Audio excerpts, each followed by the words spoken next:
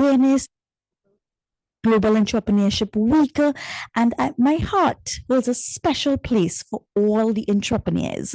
This year, my company, CISO Global Wellness, so you'll see that on the screen, CISO Global Wellness turned 5 years. Some other little key points, some of you may recognize the voice.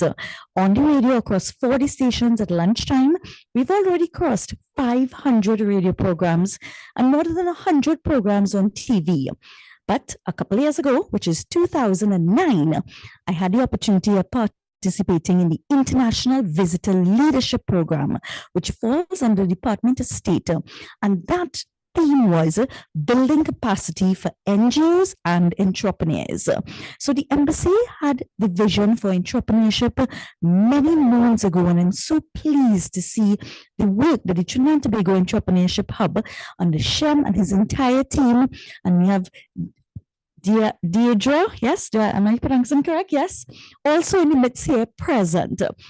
They are doing phenomenal work. And it's really about creating this collective space of pulling the resources together and shared experiences to know where we have these gaps and how we can help each other improve, be it from our own resources, be it from our experience, and of course, be it from the training and development. A couple of the little things that you would see on the screen. Let's go next. Right. Oh, well, no. Right, good. So a couple of little things. Some of you may also be familiar with. I'm an adjunct lecturer with Arthur Lockjack, and in January, we actually have incoming our organizational wellness program. So for those who are keen within the health sector or the health and wellness and want to continue furthering their studies, tune into the Arthur Lockjack page for January, our organizational wellness workshop. Now, as you're seeing there, something that's very close to my heart is our United Nations SDGs. 17 goals, we are at the midpoint. And my company, CISO Global Wellness, which was founded 5 years ago, is aligned to at least 4 of the SDGs. The most important one being the SDG concerning with health, SDG 3 and SDG 17, building partnerships. So I start my program here to you today. And I want all those who are online, jump in the chat. Tell me, what is your superpower? And if you don't want to answer now, that's not a problem. We'll answer towards the end, because I hope we have one resounding answer at the end when we talk about what is your superpower. Let's ask those who are in the audience, what is your superpower? Shelley? That's okay. Honesty. So one of our attendants said honesty. Integrity. Brilliant values. Our values is what will seek us forward and move us forward. Let's click move. It's not moving. Okay. So I placed this slide up there. Does this slide resonate with you all? Are you in a place of calm or in a place of chaos? Many times we can be. Today, right now, we reached here to the embassy, tons of rain. So we know what happens in Port of Spain when there's rain. Chaos and Murphy's Law tend to partner, and we have to be able to stay resilient. And that's exactly what our topic is on today. Building your resilience within your company, your organization, your CSO, and more so building your personal resilience. Now, up on your screen, I hope some of you in the audience and online recognize this particular face. To me, she's the epitome of resilience. At age 17, she was awarded the Nobel Peace Prize and one of the youngest Nobel Peace Prize winners of the world, and also a UN ambassador. Anyone want to jump in the chat and tell me her name? Anyone here? Malala. Malala Yousafzai. I had the opportunity of being her personal physician for an entire week when she was here in Trinidad. And while I've been trained in resilience development, that building capacity, To me, I learned more from this 17-year-old in 1 week than I learned in any training course. And that's something I want to bring forward in this training. We learn certain skills, especially the one called resilience, by our own experiences, both personal or from those around us. Malala Yousafzai fought for the education, the rights of young girls, because across in Pakistan, they were denied the right to be educated, something we take for granted right here in Trinidad and Tobago. And I just want you to pause and ponder on that, the different things that we need to be grateful for right here. Today, there's a free opportunity. This is a free workshop to be educated further on building your resilience. She, Malala, was shot in the head because she wanted the education of young girls. If that is not completely the epitome of resilience, I don't know what is. She's spoken all across the world, spoken to hundreds of thousands of people in one audience. And the interesting thing is, behind the scene, if she hears a siren, there's still that space where there's immense PTSD because of what she's experienced. So despite her own personal challenges, despite the circumstances, she continues to be a force of nature. So while Shem said, I'm a superwoman, it's because there are pieces of superwoman all across the world that has embedded within us. So too is this program. So that's just a little bit of when I had the opportunity of being here with her. She was here for Eid, and that also was quite an interesting time. Now, this is the other young man who has really taught me resilience. And my presentation will not be able to start or be even part of something that I share to you all if I don't mention briefly about this young man. He decided to come into this world a little too early. He gave his mommy too much trouble because he had to stay in the ICU. But now he's a 12-year-old young man on the spectrum, but continue to show me his resilience as he powers through his own challenges, accomplishing extraordinary goals. So what you're seeing on the screen there, anyone from South here in the audience? Aha! Virtually, anyone from South? Do you recognize the wall? Yes, that's the rock wall in C3. And that's him climbing the rock wall at age 7. Now, the real hero there is the mother, okay? Because I allowed him to climb that rock wall, knowing very well he was my one and only. But that's his mindset. It didn't matter what the challenge was in front of him. He was ready to accomplish it. And I've learned so much about resilience, seeing this young child who's on the spectrum and with his own challenges within the social spaces, within the verbal spaces, navigate a world that's not meant for them. I get to see the world through his optics, and it really is a different, extraordinary space. That in itself, as we each move through our own challenges, we build our resilience. So just a little bit, couple articles. So here's where we get into the meat of the matter. I hope you all are familiar with John C. Maxwell. In the audience here, anyone familiar with John C. Maxwell? I'm seeing some heads shaking, hands up. That's okay. That's where we're learning and training.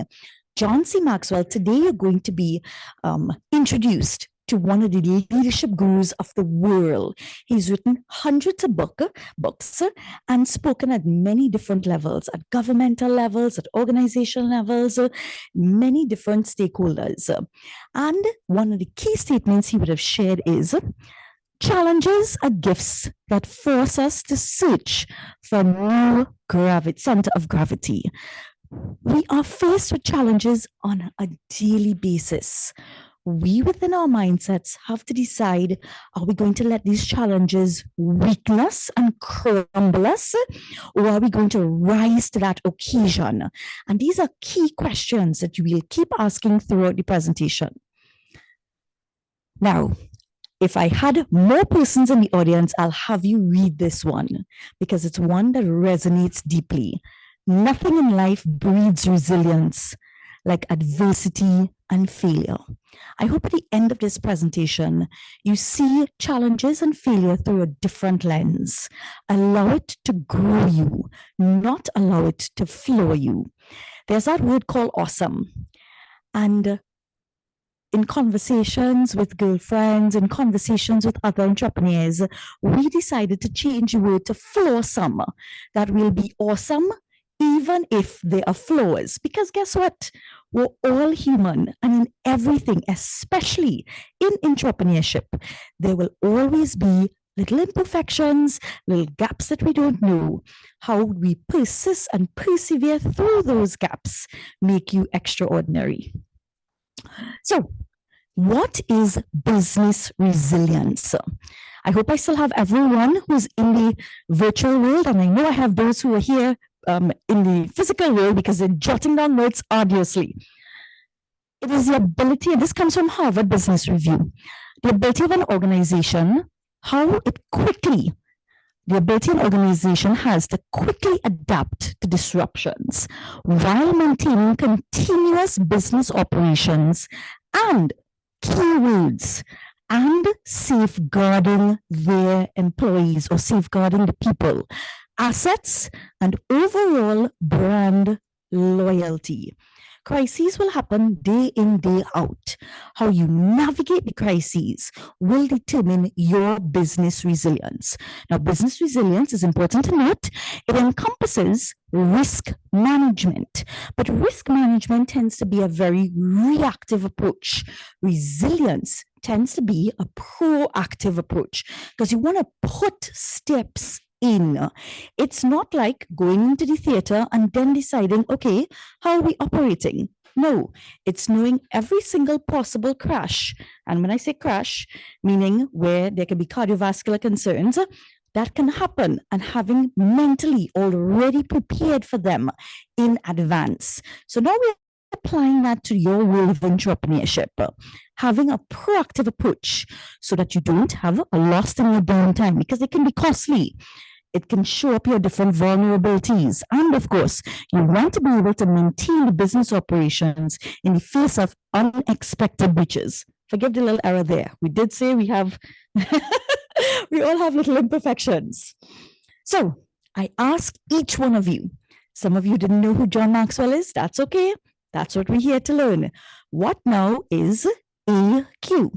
I'm going to pause, and I want everyone who's in the virtual space to jump in the chat and tell me what they think AQ is. You may have heard of EQ, your emotional intelligence. You may have heard of IQ, but what's your AQ? Is that even a value or a soft skill or a skill that we need to develop? So Shem, any answers in the chat there?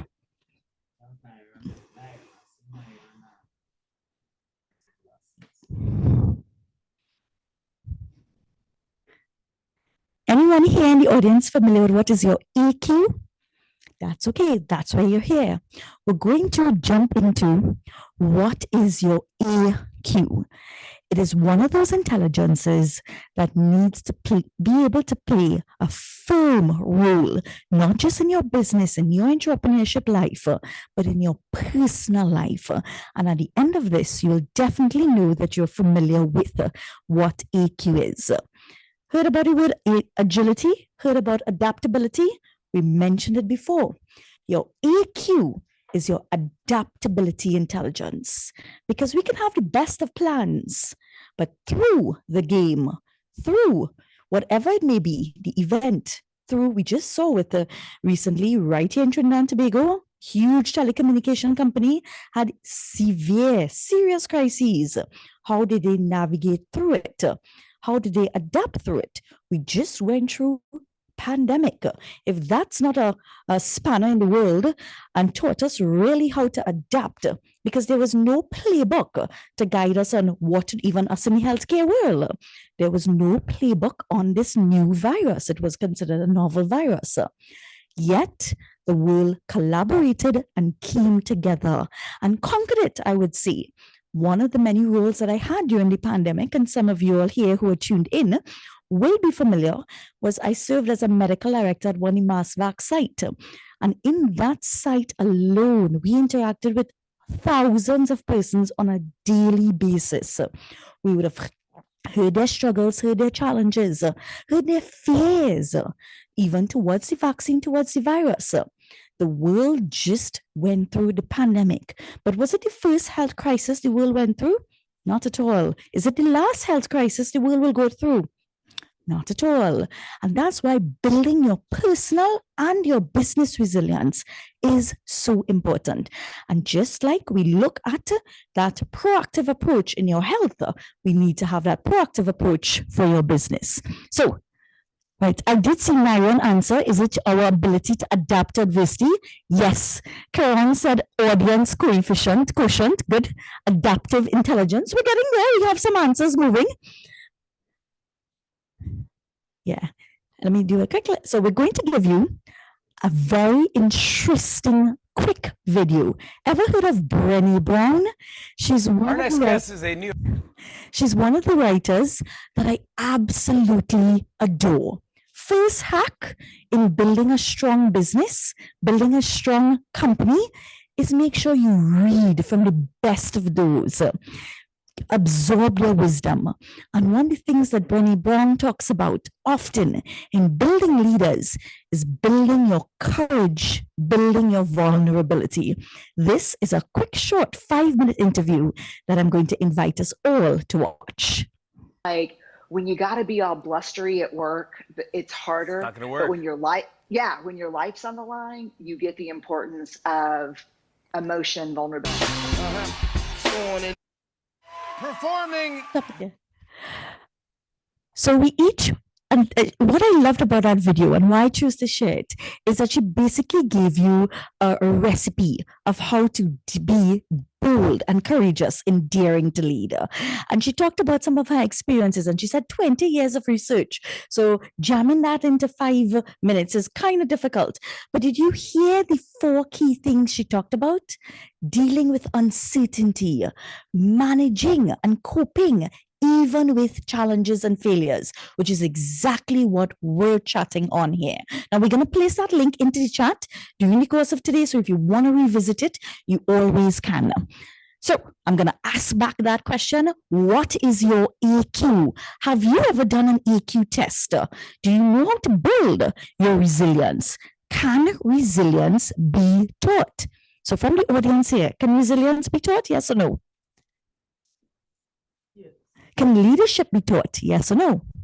So just like emotional intelligence, leadership, resilience can be taught because it's also teaching your coping skills.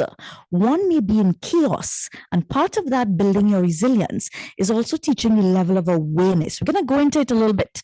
Okay, so just clear off the sign off.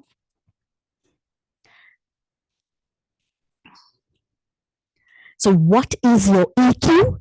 It is the process of adapting, persevering, being tough, and that enables a person to emerge from adversity, tragedy, trauma, or significant stress without losing hope.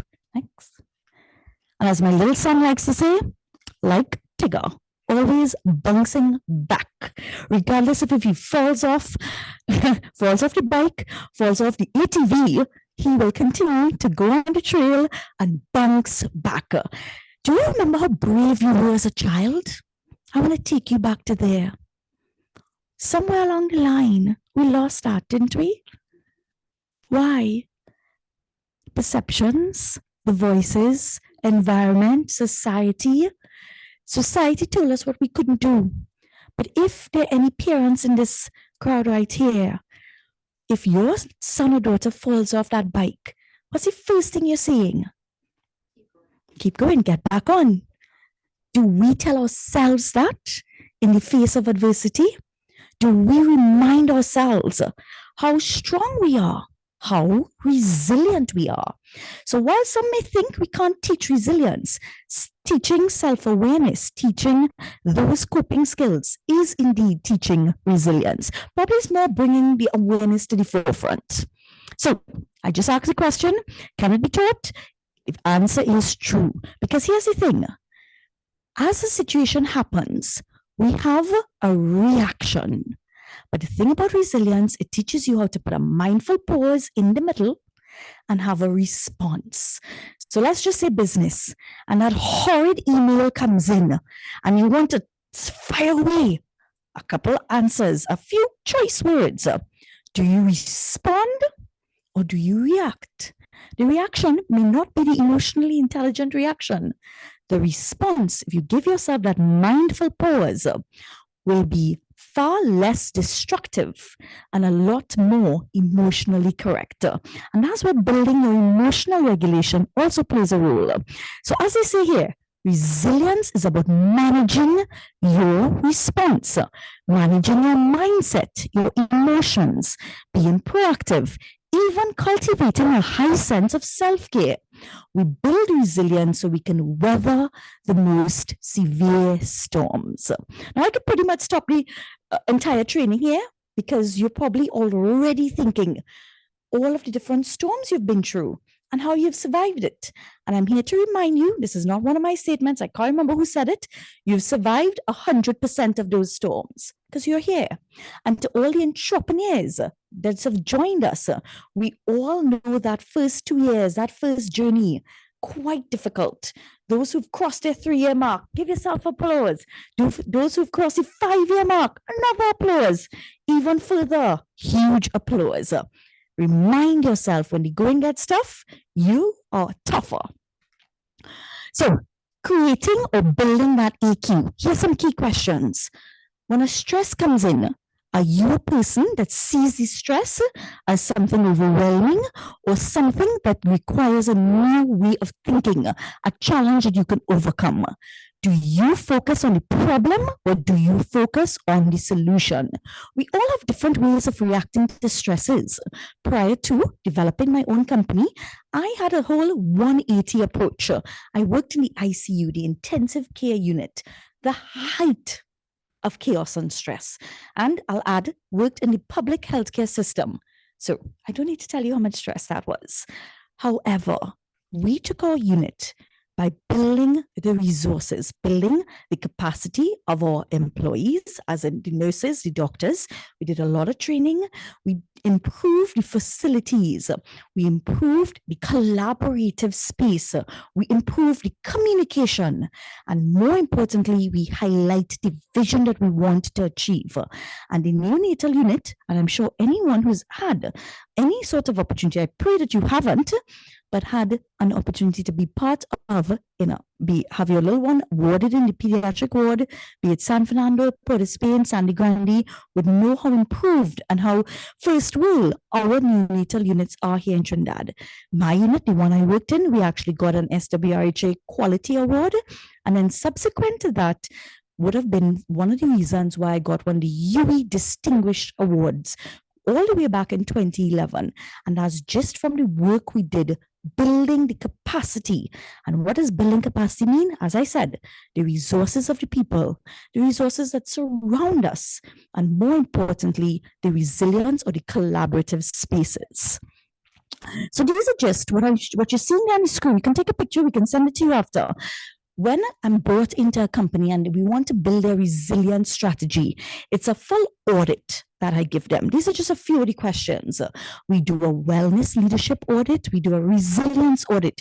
It is a personal one. We do an entrepreneurship audit and a couple of questions. And we ask specifically so you know where you're at. And that's where we talked about this self-awareness. Many times activities happen, things happen, chaos happens, events happen. Do we take the time to pause and introspect, or what were those learning lessons? So these are some of the key questions, and I want you to think about them. When you're given a task and it doesn't go to plan, does it affect your self-belief? Do you think you're the mistake?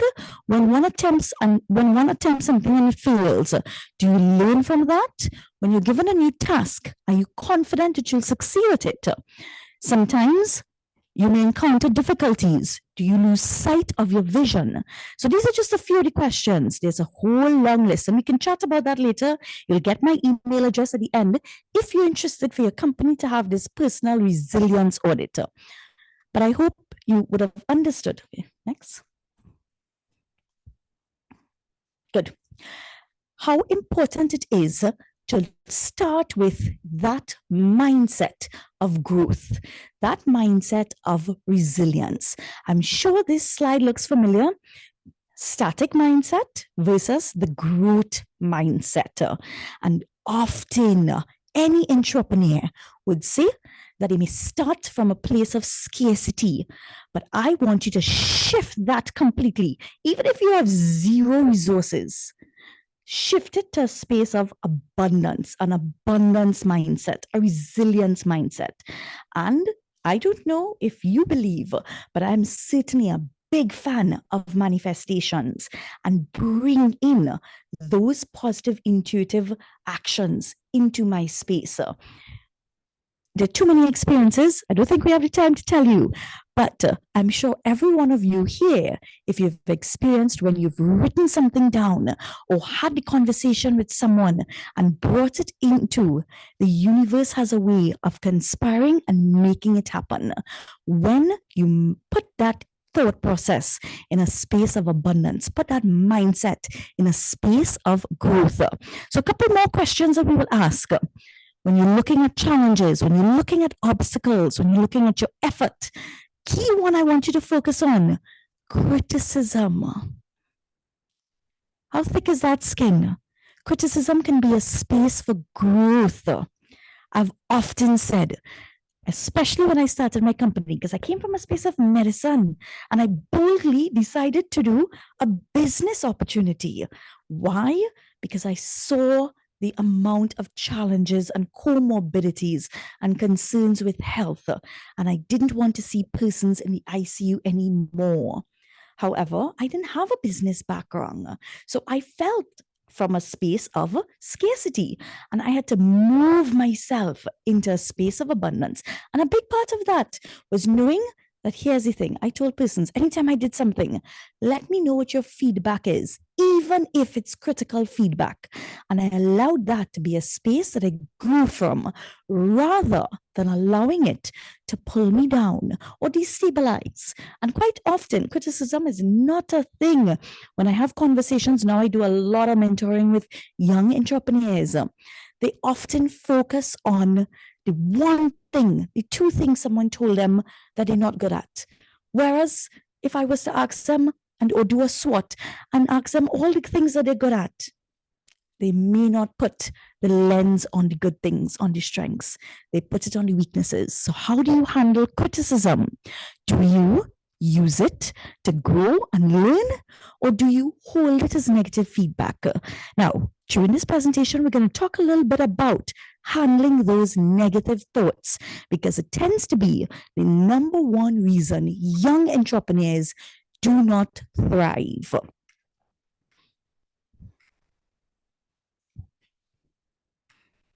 Good.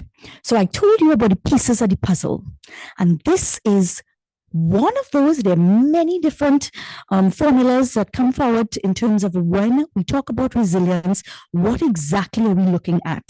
But this one is the one that I think is most comprehensive. The 6 domains of resilience. And notice which one is at the bottom? Your health. Your health is your wealth. Mahatma Gandhi said so. Without your health, without being able to manage stress, you cannot manage the chaos. And that's why we'll chat a little bit on mindfulness. But let's go around the circle. At the very, very top, holding your vision, holding your purpose. Brene Brown talked about your values, knowing what your values are. So even through a crisis, you hold on to that like a lighthouse, like the light that keeps you going. Knowing that you can engage in different collaborative efforts. And of course, we're looking at building your reasoning, your resourcefulness, looking at regulating the emotions, all things we mentioned already. And last but not least, that tenacity, that optimism, even when things are completely down. I want to pause and ask anyone if they've had a family member who's gone through cancer. Yeah. Note, I've had the opportunity of interviewing hundreds of cancer survivors, and I dare say they are the true superheroes. when you hear their strength, their grit, their tenacity, it reminds you of your own personal strength. Because if in the face of death, they're still able to be strong and be persevering and be tenacious, then you as well can. So those are when I said about building your resilience. It doesn't only come from a textbook. It doesn't come from a workshop. It comes from those engagements by learning life lessons, the wisdom that will be passed on. So I like this particular little puzzle. We look at vision, composure, reasoning, collaboration, tenacity, and our health.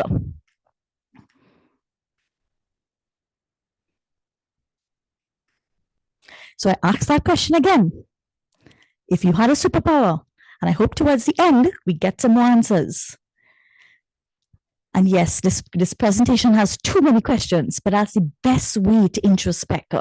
So I ask you, in a state of chaos, who's in charge? You or your brain chemistry? Do you know your neurochemicals can determine your response?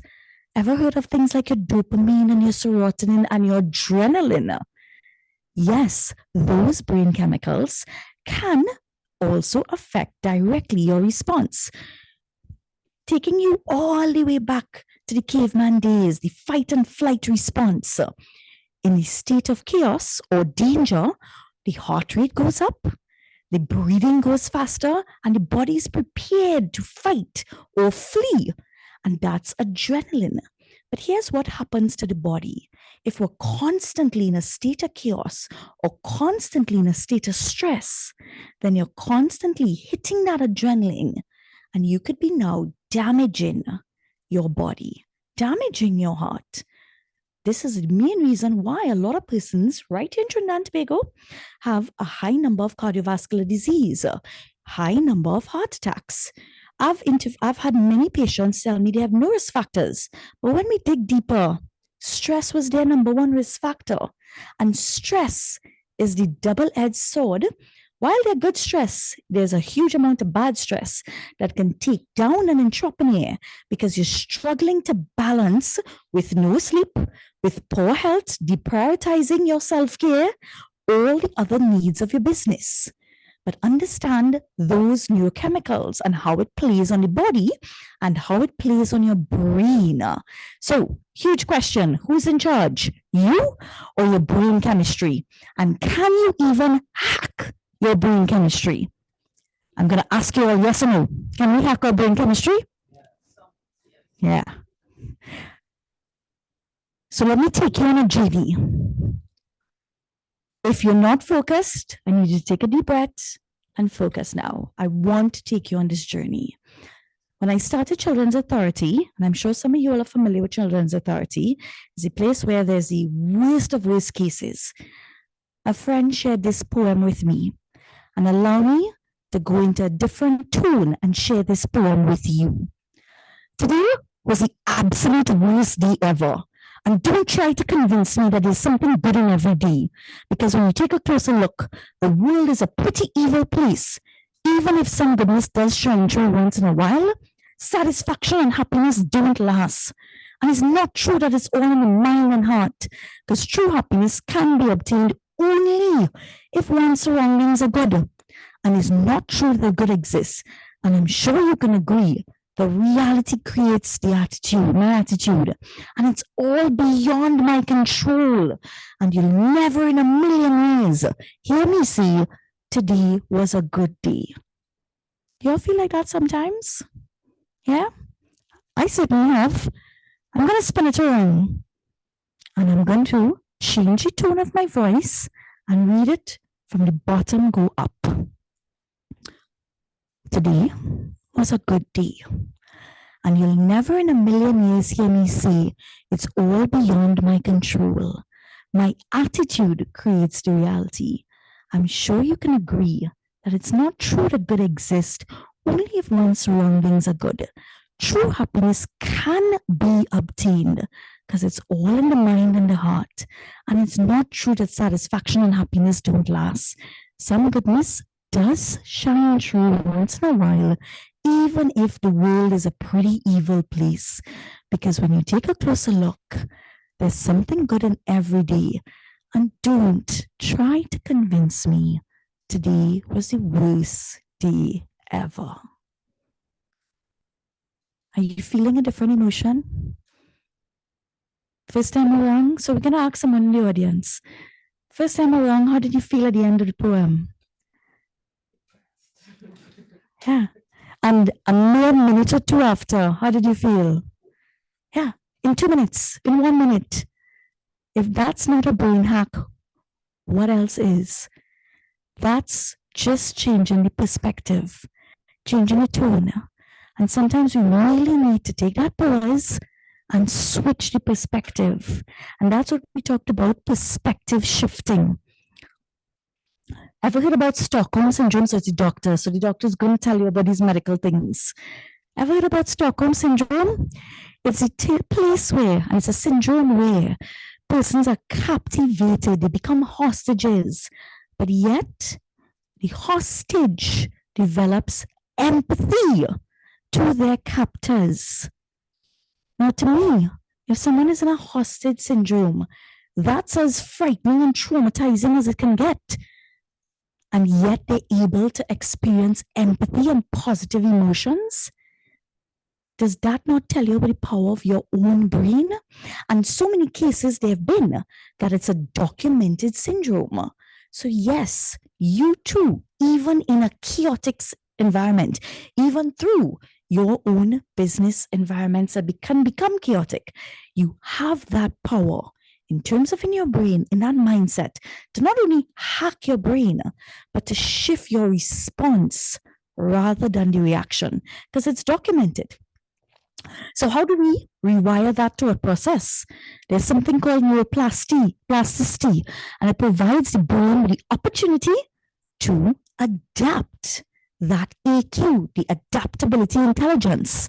And not only allows the adaptation, but it also allows to change the perspective on the experience, just as we went through with that little poem.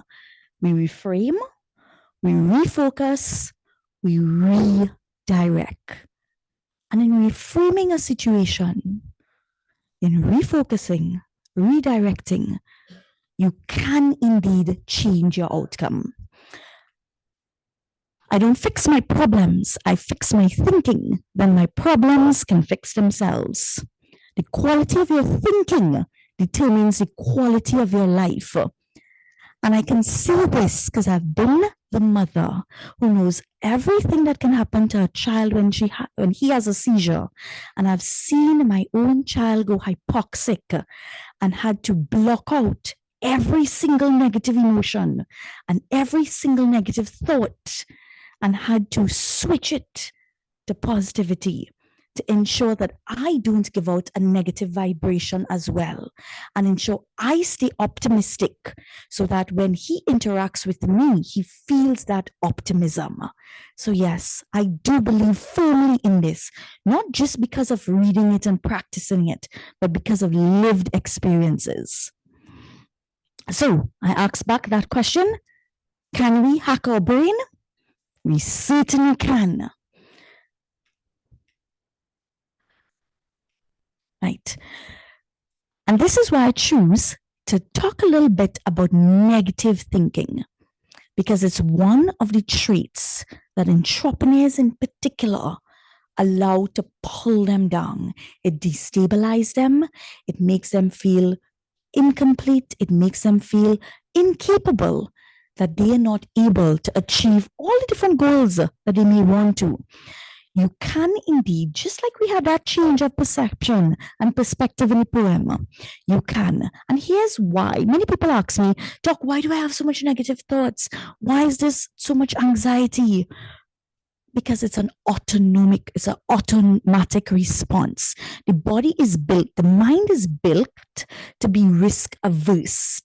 The mind is built to protect us. Like I said, take it back to the evolution times of the fight and flight. We're in danger, We're supposed to be able to protect. And the way the mind protects itself is by thinking of all the risks. And worst yet, if you add in, say, some persons have an OCD personality, some persons tend to like to be deep in their thought process. Yes, we can land up in overthinking. So it's an automatic response. Remind yourself of that. But just like we switched around in the perspective, you too can have that switch. So these negative thoughts can have you feeling agitated, anxious. But here's what these negative thoughts can do as an entrepreneur. They can affect your productivity. They can affect your outcomes. And it's key to be able to isolate that negative thought. So, like I mentioned, it's important to be aware of it and know how to switch it. So why do we have some of these negative thoughts? I just said it early on. 90% of them can be repetitive. Ever found yourself thinking of one negative thought and then another one comes in and another one, and then all of a sudden you're down the rabbit hole? And that's where we need to spanner. That's where you have your collaborative group, your tribe. Have your go-to person. Who can you reach out to? Or have your daily affirmations or the different podcasts that you can listen to be able to spanner. But it starts with that place of self-awareness. How do we reframe? And there's a specific reason I'm placing such importance on this, because of all the entrepreneurs that I've chatted with. They always tell me, I wish I started this at this point in time, but I thought this X, Y, and Z. I couldn't have accomplished that. You hear all of the negative things. I'm here to remind you, you can reframe it. 1, isolate the thought. Write it down if you need to. Assign a distress level. And then here's a little term, identify the cognitive distortion. Are you experiencing that distress because of previous trauma? Or are you experiencing that distortion because of what's happening in the real space? So is it an illogical response or is it a present response? And many times it can be from previous trauma. We do a lot of this cognitive behavioral therapy with patients who've gone through trauma. You'd have seen in the beginning that I am indeed one of the trainers for gender-based violence, the Foundations program under the Spotlight Initiative. And with those patients, we've had to do a lot of CBT, especially those who've gone through abuse and trauma and want to return to some level of normalcy. So many times they can become triggered, and we go through this reframing process, challenging the thoughts. Does it happen right away? Absolutely not. It's like learning to ride a bike. Over and over and over, habitual changes. The way to overcome those negative thoughts and destructive emotions is to develop strong, opposing, positive emotions that are powerful. And this is one of those ways in building your personal resilience, in setting through your goals, in achieving them, overcoming those negative thoughts. So this is just one of the examples of the worksheets. Like I said, when we engage different companies, we do different worksheets. Not all of the information would be absorbed at that point in time. So we leave the worksheets with the entrepreneur so they get the time to think it through. And then they're able to now reevaluate. So you may not be able to switch on the positive thinking right away, but step by step, putting habit over habit, you certainly can alter that mindset from negative to positive. Again, John C. Maxwell, he said, successful leaders have the courage to take an action while others hesitate. So how do you, in the face of crisis, in the face of chaos, still stay focused, still overpower the negative thoughts and stay optimistic? By challenging the mindset, by developing your personal resilience, by putting the structure in place to develop your business resilience. Now, just like we had the opportunity to hear from Brené Brown, now is the opportune time for us to hear from John C. Maxwell. So I'm going to tell you a little bit about this particular module you're going to hear, Leadership Through Crisis. Today, we're not going to be getting the certificates. You're going to hear at least one module, but there will be the opportunity, probably at another time, for a certified course in this John C. Maxwell titled Leadership Through Crisis. He developed it, obviously, during the pandemic. Now, as I shared earlier on, he's accustomed doing huge international Maxwell certifications with thousands of persons. And during the pandemic, all of that was shut down. So they did these training and courses virtually. I'm sharing here with you one of the modules, very important one, his concluding module, where he shared on the key aspects of crisis and how you as a leader, remember what Brené Brown said, each one of us is a leader. So keep in mind, this was delivered during the pandemic. So there are some references to the pandemic, but each one of those references are still applicable because it refers to a crisis. I want to encourage you, take some notes and know what stands out and what resonates. So now we jump into the John C. Maxwell module. So let's go to the link, go back.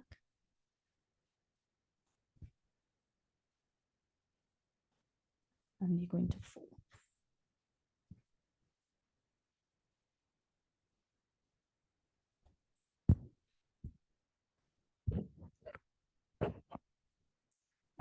So let us know if you're hearing it clearly. It goes online.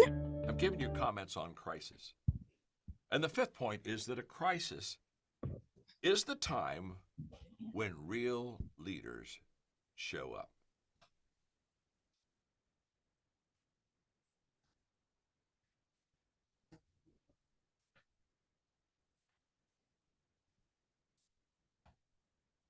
It's in a crisis that the real leaders become visible. You know, leadership is a visible presence. There is something that gives great security about people when they see their leader and the confidence, the calmness, the assuredness, the hope that that leader has. Recently, I was in Israel and we were with a man named Elliot who really has a major influence upon the military in that country. And if you know anything about the Israeli army, the officers don't lay back and send in the infantrymen and the soldiers. The officers lead the way into battle. In other words, Israeli military says officers go first. They're on the front line. By the way, the percentage of officers killed in a war in Israel is higher than the infantry and the soldiers. Why? Because they're on the front lines. And we were up on the Golan Heights, and we were having an incredible day there. We learned so much from Elliot. He was such a brilliant man. I mean, he spent all morning with us, and it was like a leadership learning off-the-charts course like I've hardly ever been in. And he made a statement while I was up there, and he was talking about doing battle, and he said, in war, the soldiers should always see the officer's back. In other words, there's something wrong if they're looking toward enemy territory and they don't see the back of the officer. That officer needs to be leading the way. In a crisis, that's what leaders show up during the crisis. Now, just let me have a little fun for a moment. While we're on the Golan Heights, we had about 50 people with us on this incredible tour. We got on a tank, literally could look over and see Syria. And so we got our picture taken on the tank, and we were kind of all macho, and then I decided to have some fun. Try to be unforgettable in any kind of memory you create. So I said, let's all sing the Hokey Pokey. And I kid you not, we all did the Hokey Pokey on an Israeli tank on the Golan Heights. And I looked at him assuredly and said, at the end, I said, trust me on this, This has never happened before. This was a first, no one else. And you ought to have seen the soldiers, you ought to have seen the military while these Americans were singing the Hokey Pokey on a tank. But here's the point. During a crisis, leaders show up. They're right there. They're early. They're the very first to go forward. You see, there are time-tested principles of a leader in a crisis, and the fact that they're open, they're honest, they're clear, and they're the first ones to stand up and to stand out. That's what leaders do during a crisis. Inc.com just last week had an article I read about Ed Bastian, who's the CEO of Delta, and it said Delta's CEO just sent out an email about the coronavirus that every customer should read. I thought, wow, I want to read it. And basically that he set out in the very beginning of this crisis He said, let me just explain something at Delta. I want my customers, I want my passengers to know three things. We're prepared, we've learned, and we've taken action. That's a leader. A leader shows up early, before others, goes out front, is highly visible during a crisis. Why?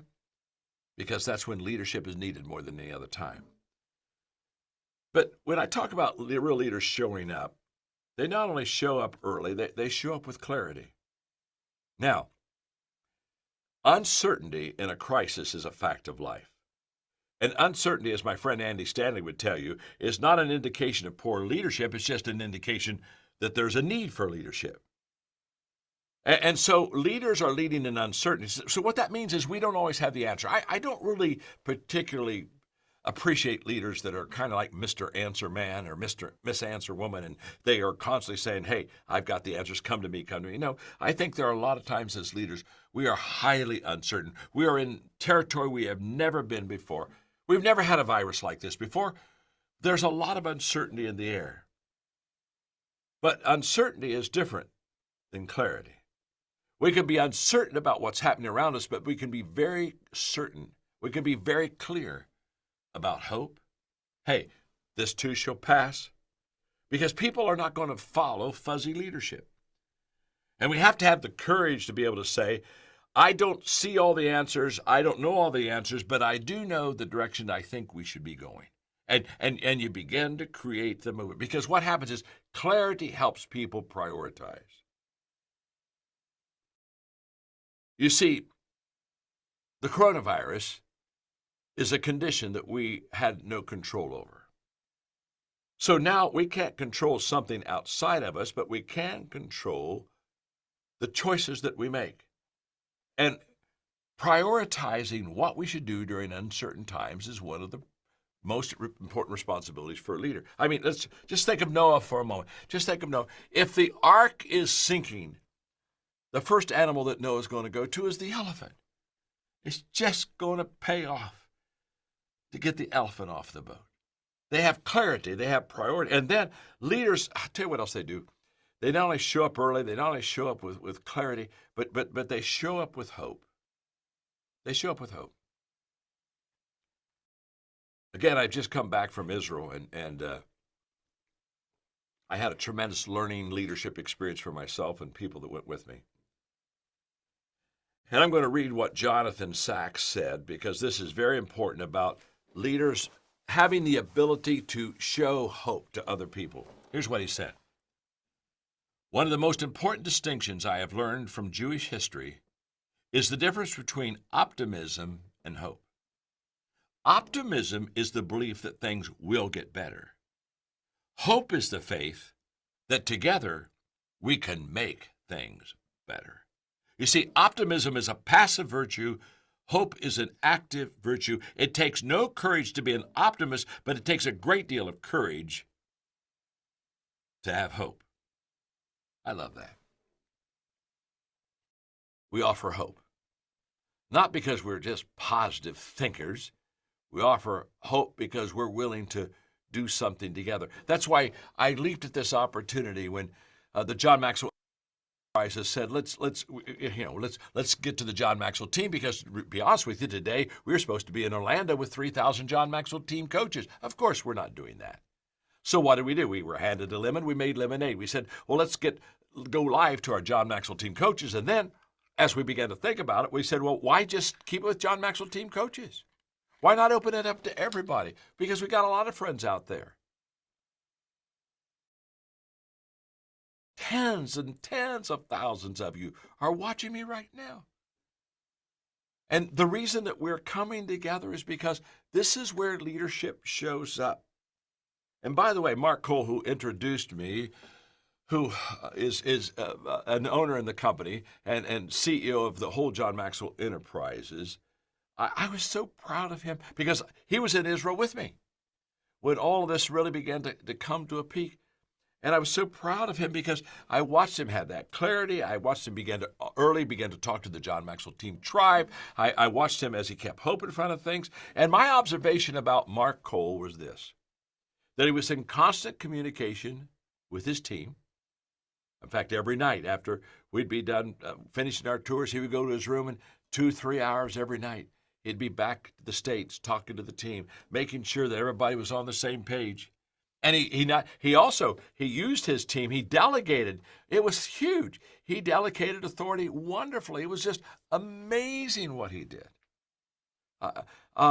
He constantly asked them questions. He got them involved. They took ownership, and he was very deliberate in his thinking. Very deliberate. Now, I've mentored him for 20 years, and I'll take credit for deliberate. Because the last thing people need in a crisis is for the leader to get emotionally caught up in a crisis. That's why I said that leader keeps his or her head above the crowd. You are in the crowd, but you're not of the crowd. Never forget that. And I watched Mark as he was deliberate in his thinking, and every day he kind of used me for a sounding board, and I did my best to be a sounding board. You see, for many years, because Mark has run my enterprises for a long time, we've had what we call the 3-2 count. You know, in baseball, if a batter has a 3-2 count, 3 balls, 2 strikes, that means when the pitcher throws this next ball, something's going to happen. There's going to be a hit. There's going to be an out. There's going to be a strikeout. Something's going to happen. All pitches are important, but that pitch on the 3-2 count is the most important. And so Mark, when he was running the company, because he was close to all of them, he would once in a while say, "John, we've got a 3-2 count issue," and he'd pull me in, and we'd talk about it, and then he would make the decision, but I would come in to help him. And this was a 3-2 kind of conversation we had in Israel. We knew that every day was becoming even more important with this crisis. But I watched him, and I watched him do really well with the 3-2 count. I'm so proud of his leadership. Let me just say something that I could add to him and an experienced leader can add. And this is just, leaders, write this real quick. You see, you and I, when we make decisions, especially during a crisis, we need to make what I call PGE decisions. The P stands for pains. What's the potential huge loss in this situation? The G stands for gains. What's the upside? What's the potential win in this situation? But the letter E is all about experience. And the question for leaders during crisis time is, how much experience do you have leading in a crisis? Because in a crisis, intuition, sensing what to do, timing, sensing when to do it, all that comes in. And all of that is birthed out of practice of leadership in experiences. You see, explaining why you make a decision sometimes is as important as what the decision is, because it's in the why that other people are trained and developed. And I watched Mark, and his thinking and his decisions aligned with his values. You know, Roy Disney, Walt's brother, said, when you know what your values are, it's easy to make decisions.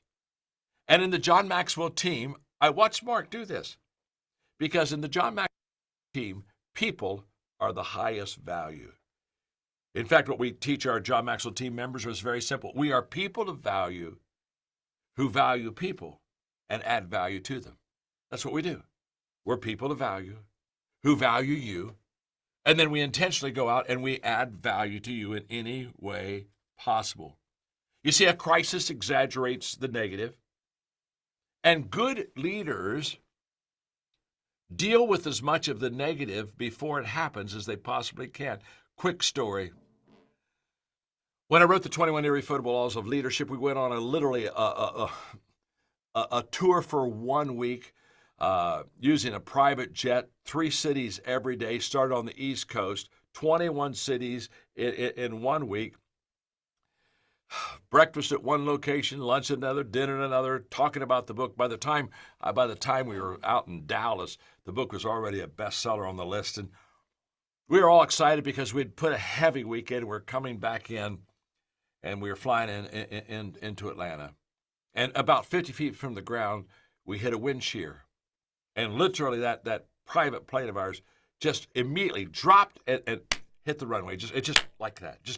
And immediately we were all frightened because that we didn't land, we dropped. There's a difference between landing and dropping. And what's interesting is as soon as that wheel and that drop hit that runway, the pilot took the plane right back up in the air.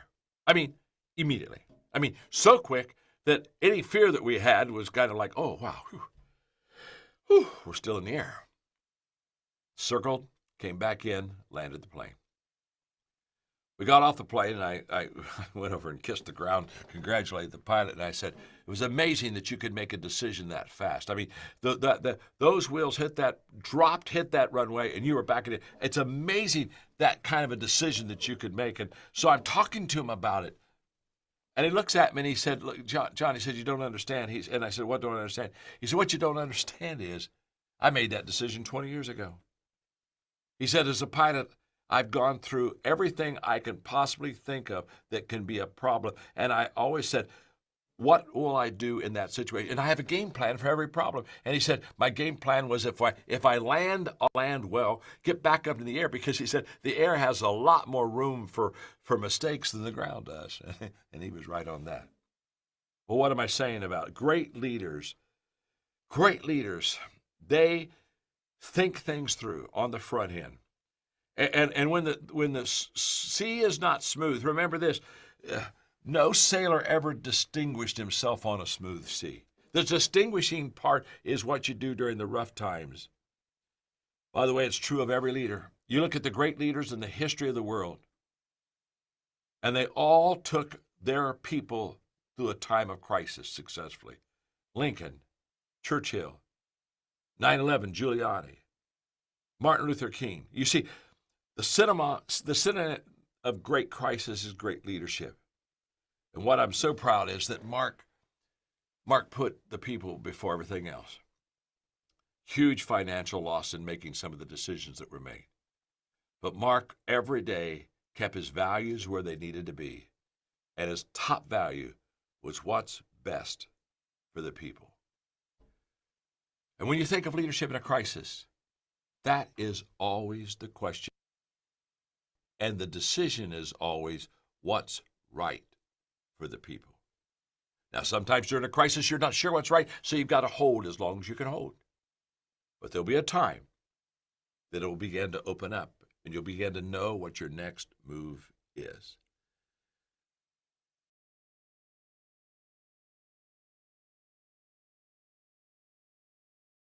Since we're right here, busy jotting down.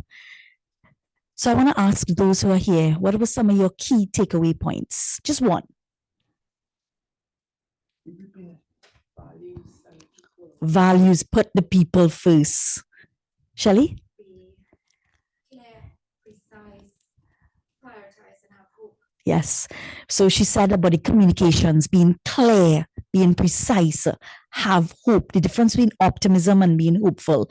I want you all who are online, share what you thought stood out. Just drop it in the chat.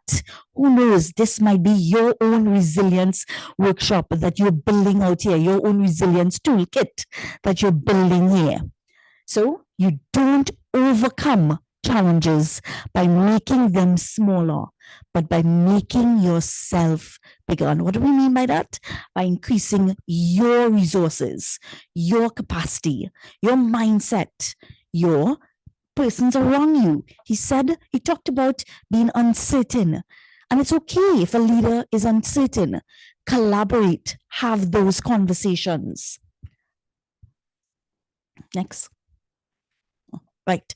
So we come back for this very important slide, the domains of resilience, building your resilience, your business resilience.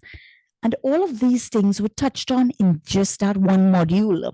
Now, I want to tell you all how lucky you all are, those who are right here in this audience and those who are online.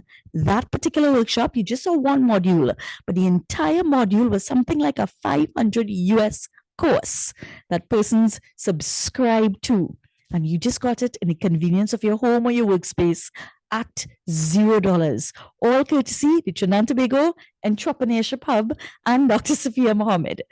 Those who are interested in the rest of the modules, you can put a message in the WhatsApp into the group chat, or you can grab the email at the very end. And of course, send me an email and we can further that conversation. Because believe me, as important and as edifiable that last module is, so too was the entire course. So we're going back into this lovely puzzle, the domains of resilience, looking at the collaborative aspect, looking at your composure, looking at holding through to your values, your vision. And of course, at the bottom of it, the most important, your priorities, your health. Mahatma Gandhi has said, your health is your true wealth. And the doctor in me could not leave this presentation if I don't talk a little bit about stress management. Now, here's something Harvard said. We have forgotten that organizations are first and foremost places of human interaction, not transaction. So while we are building our business intelligence and our business resilience, remember, key part of it is building the strength of your people. Just like John Maxwell said, put the people first. We are people that are adding value to other people. So in creating a place of human interaction, strengthening your collaborative forces, and of course, ensuring managing their health is key. Those of you all who are familiar here know that my company is called Sisu Global Wellness. In Time magazine, there was an article that talked about that equated wellness to building resilience. And I specifically like that because there's so many different definitions of what is wellness. Wellness to one person one day can be a different thing to another person. Now, while I shared about building resilience, I want everyone to remember that we must prioritize our well-being, our emotional health, our cognitive health. And we've put that emphasis because here's why. Look at the cost. To all the entrepreneurs out there, that is the cost of unwellness. It can cause huge organizations, numbers of $550 billion.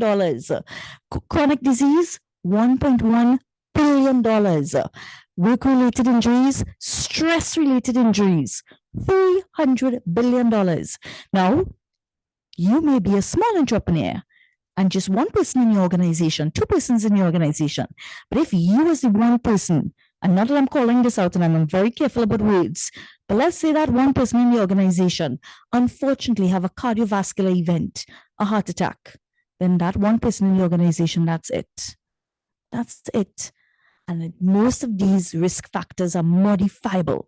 So it will be remiss of me if I don't talk a little bit about stress before we end this presentation. Because as we saw, health is like the roots of building your resilience. And this particular definition comes from Stanford. They say the emotional and physical response you experience when you perceive an imbalance between the demands placed on you and your resources and coping skills to deliver optimally. So guess what? Two persons in the ICU could have two different stressful responses. As John Maxwell said, you can be in the crowd, but not off the crowd. Always keep your head above the crowd and keep your emotional regulation stabilized. And that's what we talk about when we look at stress management, because that's what stress can do.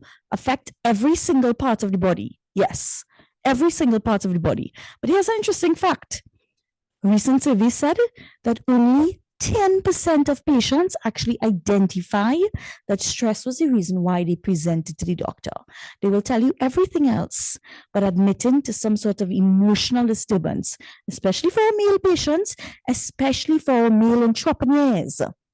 Today, just before I came here, I heard of another young gentleman who unfortunately committed suicide.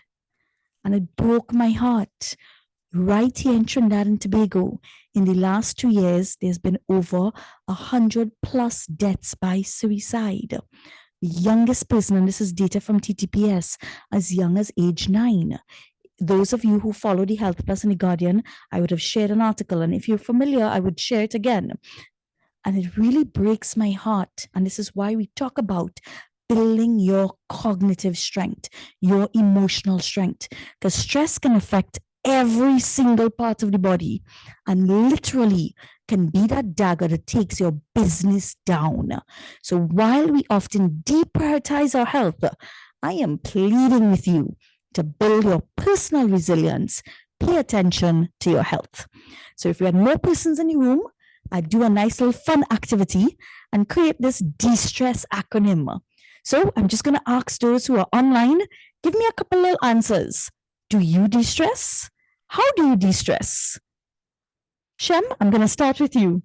DESTRESS. Anyone you want to jump into? How do you de-stress? Activity that begins with D.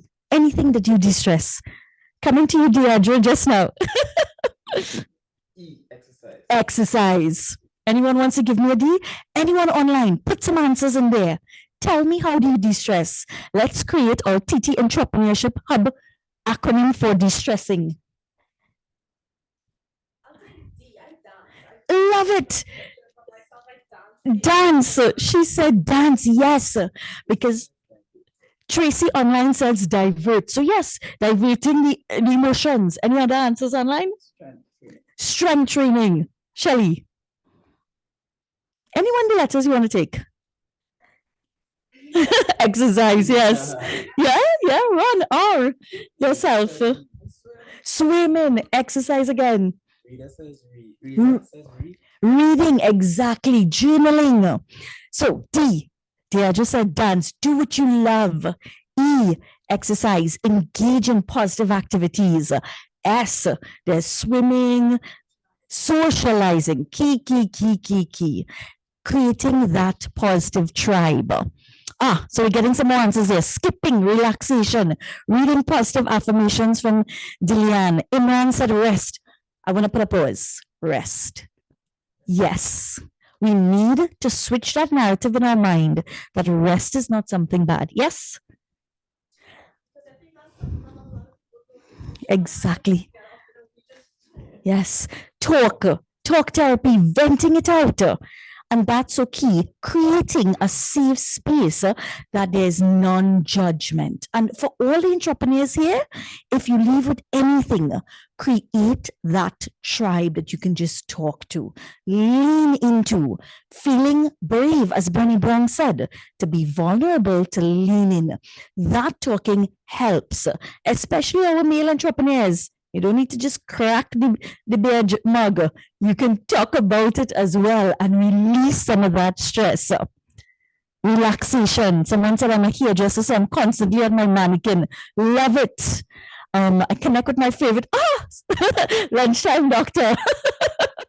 And that helps to de-stress, yes. My program, and I have a hard stop at 11, is at 12 to 1 across our TBC network, which is lunchtime, the lunchtime doctor. And she's very correct.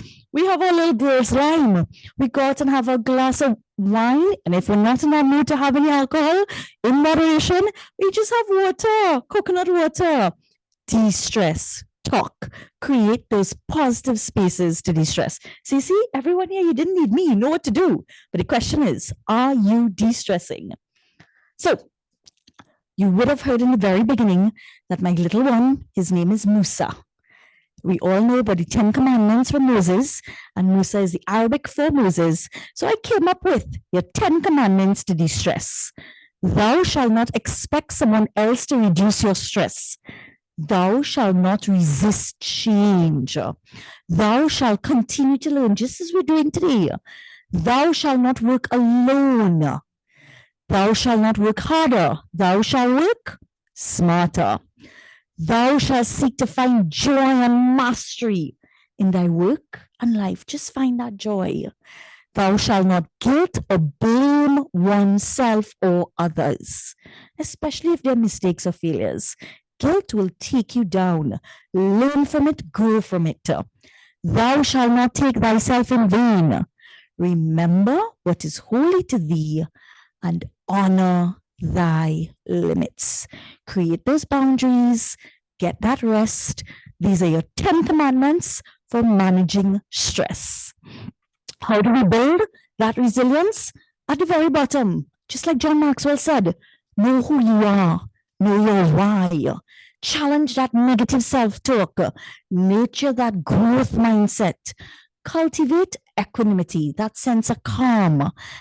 Know that change is the most constant thing, so learn to accept and adapt. Respond. Adapt the perspective. Create those connections. Nurture gratitude. And at the very top, care for yourself. I didn't write this one. This is actually from Harvard again. Harvard Business Review. I pull a lot of my work from Harvard Business School because I'm actually doing a lifestyle disease certification at Harvard. And part of it is health economics. So how do they say to build your resilience? That's it right there. There can be many other steps, but if you take anything away from it, is these 10 steps. So, very end question. I want some answers. If you had a superpower, what would you want it to be? Resilience. Resounding answer. So here's a superpower. You would have heard the company is Sisu. This word I discovered in my travels, and it came from the Finnish culture. And all of us would know that they have like one of the best education system, and indeed are quite advanced. So Sisu is that extraordinary determination, courage, and resoluteness in the face of extreme adversity, an action mindset which enables individuals to see beyond the present limitations into what might be. Taking action against all odds, an integral element of the Finnish culture, and a universal capacity which we all have. We all have that superpower within us. Put yourself in chaos and see how you survive. I don't want us to survive. I want us to thrive, move beyond the limitations, move beyond the static mindset, build that resilience mindset, build that business resilience. So how do we build it? We've gone through a number of steps, but one more step is adding a layer of mindfulness, that coping mechanism, because what it said is that you can have a response or you can have a reaction. And I want you to take that mindful pause and have a response, because there's actually evidence that shows that just mindfulness meditation, a short practice, can actually change your perspective. You saw it, you felt it with the poem, and that was just 2 minutes. Imagine engaging in meditation for like a couple of weeks. So I want to encourage everyone, if you're interested in, I can guide you along, because I'm trained in the mindfulness-based stress reduction program from Harvard. But we won't have all of that. We can't jam everything into 2 hours today. But just know that there's huge benefits. There are many other mindfulness trainers, meditation, yoga that you can become involved in. A little bit on how to practice it. And I tell all of my patients, easy way, because they always tell me, Doc, I don't have time. Here's a quick little way.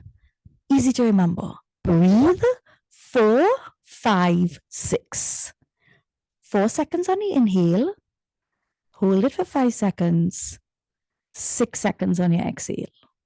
I want us all to do this just for 1 minute. 1 minute. Sit comfortably, hands on your laps. We don't breathe with our entire lungs. You're going to take 4 seconds on the inhale. Hold it for 5. And a long exhalation. 6 seconds on the exhale. One more time. 4 seconds on the inhale. Hold it. 6 seconds on the exhale. Are you already feeling your heart rate settling? That was not even a full minute. That was like 30 seconds. So remember, breathe 4, 5, 6. So you've gained here today physical hacks, emotional hacks, brain hacks. Today, we've learned how to build your resilience. Build your personal resilience, build your company resilience, your organization resilience. I promise you, the proactive approach will definitely reap the awards. I'm going to leave the space for questions, feedback. Put feedback into the chat. Put some questions if you need to. This is indeed, let me just do one more page here. Right, shift it so we can get the email address. That's the email address, sisuglobalwellness@gmail.com or 380sisu. Please, not during when I'm TV and not when I'm radio. So send a WhatsApp if need be. And next.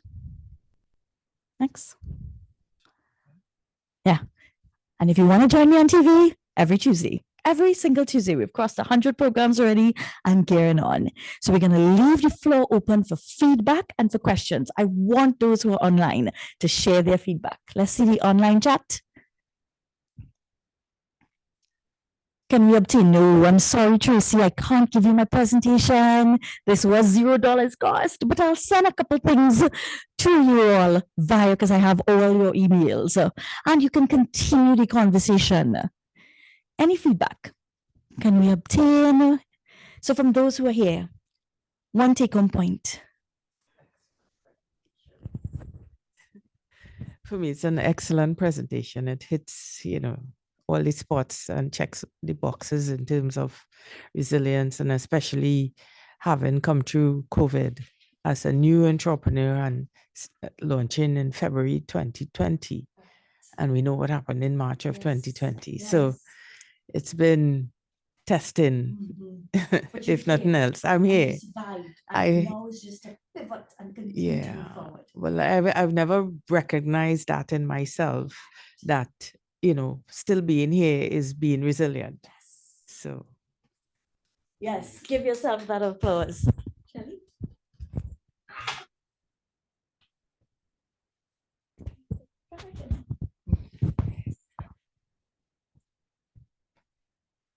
Good morning, everyone. And what stood out with me, clarity helps people prioritize.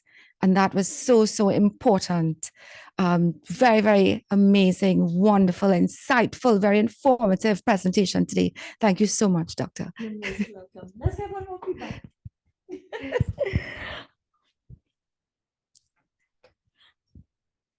Very informative, useful presentation. Thank you, Imran. Thank you. So my feedback is more on how you delivered it. I think that the positivity that this is my 4th time meeting you, and you have a consistent, continuous positivity. Even when you speak about things that are unpleasant, cancer survivors, domestic violence, you bring it with such ease that it makes people comfortable to receive the information. And that, I think, is truly invaluable. Most appreciative. That did not come right, just like that. That came from a place of strength, a place of personal resilience, and of course, a place of navigating survivors of domestic violence, navigating survivors of cancer, of any sort of non-communicable disease, and seeing them through it all. So next year will be 20 years I graduated as a doctor. I've seen just about everything. I do know, however, that every time you apply that positive lens, that hope that John Maxwell spoke about, you see the outcome differently. So I want to just take the time to thank everyone here at the TT Entrepreneurship Hub. Thank you so much, Shem, for the diligent work that you do. Thank you to the US Embassy for hosting us in this space. Thank you to all the stakeholders that made this training program. And this is number 3. I think there are many more to come. So take advantage of the opportunities. And most importantly, thank each one of you who took the time out of your busy schedule to be part of this training and development. I thank you. Okay, I didn't get a chance to say what I learned, but definitely what stood out to me was how important this is for an entrepreneur's toolkit, because we see it, we feel it in so many ways, right? When you saw the part with ailments, just yesterday, I had a tummy ache, a bad tummy ache, and it's like, I didn't put my health first, right? And to stop and say, hey, this is a thing. This is a thing for men. This is a thing for entrepreneurs. You need to be ready. You need to be ready in advance. You need to be resilient. This is a whole sphere that you need to pay attention to. Having that said so clearly, I would agree with Akima, who said this was definitely the best 2 hours I spent on my phone this week. Well, I was in person, but informative and useful information. Thank you so much. Most definitely. Thank you. Thank you very much, Dr. Saab. What you have to say, a lot of people need to hear, right? A lot of people need to benefit from. Right? No problem. So we wrapping up, a couple 3 things I want to say. the link to the video that we could share, the link to Dr. Saf, we're going to send an email to everyone who registered. And we're going to see a recording, right? And there's a cool opportunity for all you women entrepreneurs, female entrepreneurs. You can sign up to the Academy of the Women Entrepreneurs program. It is available now. And I said before, every girl I see, or woman, who run through that program, they said, what was I doing before? It is amazing. I jealous, right? So definitely, if you haven't been part of the program, take advantage of it. We will send it to you in this email that you're sending out. And lastly, sign up to the eHub, right? We cannot do it alone, right? Remember, the goal is sign up to the Wildlife Network and sign up to the eHub. Remember, at the end of the day, you want to say 1,000 entrepreneurs went and asked the bank for an easy way to access finance, right? So that's kind of the end goal of all this. And while we do that, it is so much goodwill being extended to us by Dr. Saf, who came to us and said, I have value that I could provide to entrepreneurs. People are coming to us and we are just trying to find a way to get it on to you guys. So thank you for being here and see you next time.